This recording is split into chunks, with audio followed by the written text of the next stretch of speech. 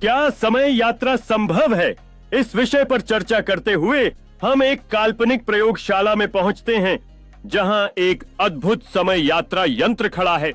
वैज्ञानिक अपनी खोज के प्रति गंभीर हैं और समय यात्रा की संभावनाओं का पता लगाने के लिए तैयार है।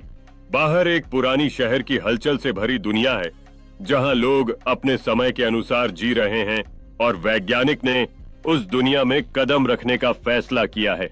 विज्ञान के इस अद्भुत सफर में वह स्थानीय लोगों से बात कर रहा है और उस समय की संस्कृति को समझने का प्रयास कर रहा है।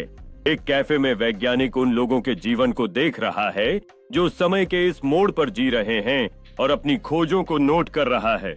अचानक मौसम बदलने लगता है और वैज्ञानिक को समय यात्रा के यंत्र की ओर लौटना पड़ता है।